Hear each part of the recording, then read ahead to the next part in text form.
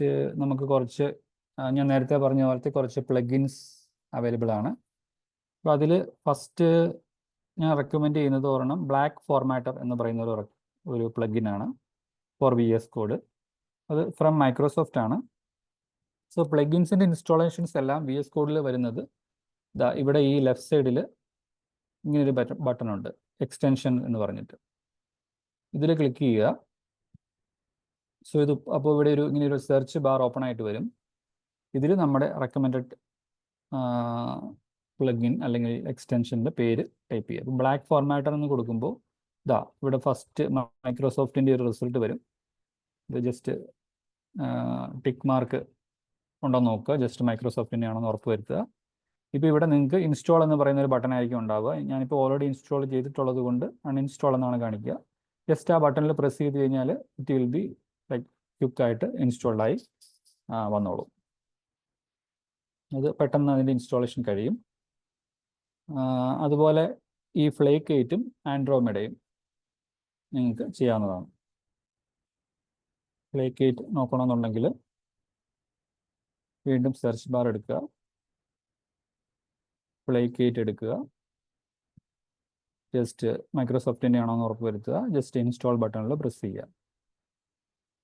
ഒരു may be ഒരു half A മിനിറ്റിനുള്ളിൽ അത് ഇൻസ്റ്റാളേഷൻ കംപ്ലീറ്റ് ആവും. ഇതെല്ലാം കോഡ് ഹൈലൈറ്റിംഗ്, ഫോർമാറ്റിംഗ് അങ്ങനെയുള്ള കാര്യങ്ങൾക്ക് വേണ്ടിയിട്ടാണ്. ഞാൻ നേരത്തെ പറഞ്ഞ പോലെ തന്നെ ബെസ്റ്റ് പ്രാക്ടീസസ് അങ്ങനത്തെ കാര്യങ്ങൾ ഹൈലൈറ്റ് ചെയ്ത് കാണിക്കാനും കുറേയൊക്കെ ഓട്ടോ കറക്ഷൻ അങ്ങനെയുള്ള കാര്യങ്ങൾ ചെയ്യാൻ വേണ്ടിയിട്ടും ആണ്. ദെൻ ആൻഡ്രോമേഡ എന്ന് പറഞ്ഞ ഒരെണ്ണമുണ്ട്. അതൊരു ഇൻഡിപെൻഡൻറ്റ് ഡെവലപ്പറിൽ ചെയ്ത ഒരു കാര്യമാണ്, നോട്ട് ഫ്രം മൈക്രോസോഫ്റ്റ്. ബട്ട് അതിൻ്റെ ഒരു കളറിങ് അങ്ങനെയുള്ള കാര്യങ്ങൾ, അതായത് ഒരു തീം നമ്മുടെ കോഡ് ഇതിന് വരാൻ വേണ്ടിയിട്ടാണ്.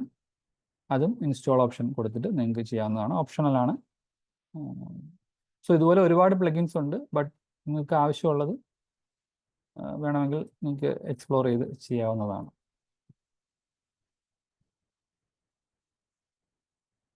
ദെൻ ജൂപ്പിറ്റർ എന്ന് പറയുന്ന ഒരെണ്ണം കൂടെയുണ്ട്. അതായത് നമ്മുടെ ജൂപ്പിറ്റർ നോട്ട്ബുക്കുമായിട്ട് ബന്ധപ്പെട്ട കാര്യങ്ങൾ അതായത് പുതിയ ഒരു വിൻഡോ ഓപ്പൺ ചെയ്ത്, അതായത് ജൂപ്പിറ്റർ നോട്ട്ബുക്ക് എന്ന് ടെർമിനലിൽ ടൈപ്പ് ചെയ്ത് പുതിയൊരു വിൻഡോ ആയിട്ട് ഓപ്പൺ ചെയ്യാതെ വിത്തിൻ VS കോഡ് തന്നെ നമുക്ക് ഇതിനെ കാണണം, റൺ ചെയ്യണം എന്നൊക്കെ ഉണ്ടെങ്കിൽ നമുക്ക് ഈ ഒരു പ്ലഗിൻ കൂടെ വേണമെങ്കിൽ ഇൻസ്റ്റാൾ ചെയ്യാവുന്നതാണ്.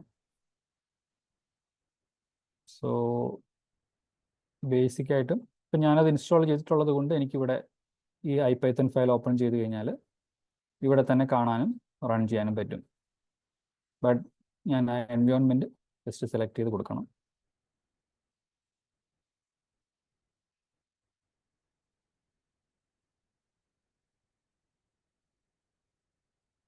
Okay, so basically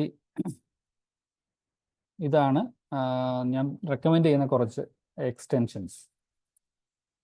okay, so